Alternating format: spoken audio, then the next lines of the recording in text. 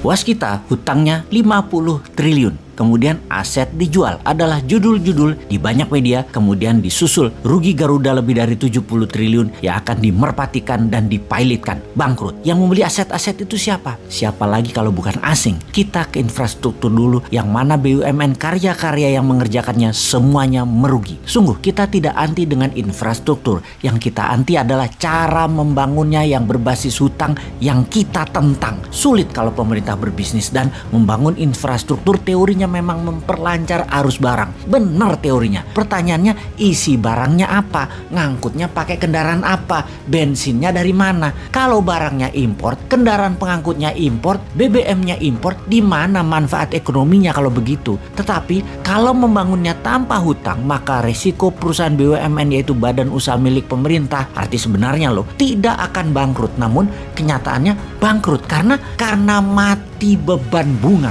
Ada dua hal yang menimbulkan masalah ekonomi yang saat ini terjadi. Karena yang membangun adalah BUMN, maka modal di setor 20% harus free cash. Ternyata BUMN nggak punya uang, jadi BUMN-nya ngutang untuk setoran modalnya. Lalu yang 80% sisanya cari pinjaman bank. Katakan bank BUMN juga. Maka proyek itu di markup agar 20% setoran yang pinjam tadi bisa dibayar, alias proyek itu sesungguhnya 100% adalah pakai pinjaman bunga bank. Karena memakai uang BUMN, maka sejak 5 tahun yang lalu bank-bank tidak memberikan kredit ke swasta, tetapi mementingkan proyek mercusuar infrastruktur gagah-gagahan agar terlihat mentereng, walau yang memakainya untuk konsumtif yang menghabiskan bahan bakar minyak yang impor. Bank-bank dipaksa membiayai proyek pemerintah tersebut sehingga sektor swasta terutama menengah bawah uangnya seret. Duit dikit beredar, hanya 44% dari PDB nasional. Niat memperkecil uang beredar itu kita paham, yaitu untuk merendahkan inflasi, di mana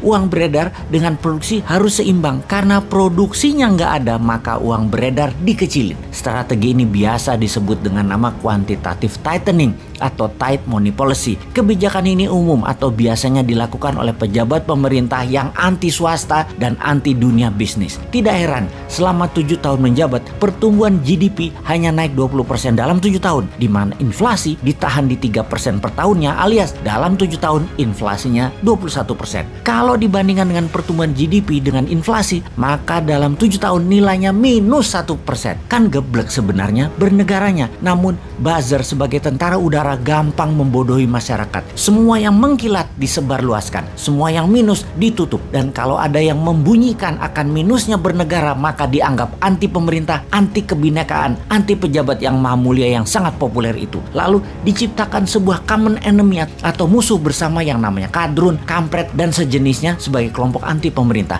New Mind bahkan dimasukkan ke kelompok tersebut. Padahal terang-terangan New Mind tidak pro oposisi, tidak pro incumbent, tapi pro kebenaran. Dan setiap kebenaran diungkap, kalau dianggap salah selalu dikasih solusinya. Sementara yang namanya oposisi saat ini semuanya kerjanya bengok-bengok kejelekan, namun tidak mengajarkan mana yang benar. Maka New Mind juga hajar oposisi yang naif begitu. Kita simpulkan sekarang, mengapa ekonomi Indonesia dalam 7 tahun minus 1% sejatinya? Karena sang pejabat ingin mendapatkan prestasi dengan inflasi rendah, dengan menekan uang beredar. Sementara uang di bank dikuras bukan untuk UKM dan rakyat, tetapi membiayai proyek mercusuar infrastruktur pakai hutang. Karena proyek-proyek itu hutang, berbunga, dan tidak produktif, terbukti rugi semuanya. Maka ini membuktikan secara perhitungan ekonomi, caranya membangun infrastruktur pakai hutang adalah kegeblekan hakiki. Yang efek selanjutnya, ekonomi menjadi melambat, produksi UKM menurun, dan hanya menjadi trader barang-barang Tiongkok untuk hidup. Maka yang terjadi selanjutnya adalah aset dijual ke asing atau ke swasta yang dekat dengan pejabat penguasa yang mainan uang, restructuring dana asing. Saat ini sebenarnya kalau masyarakat sadar di atas sana lagi bancaan nasional, bagi-bagi cuan. Yang heran, kok kalian sudah nggak kaya, nambah miskin, masih aja membela, mau cari yang lain gitu loh.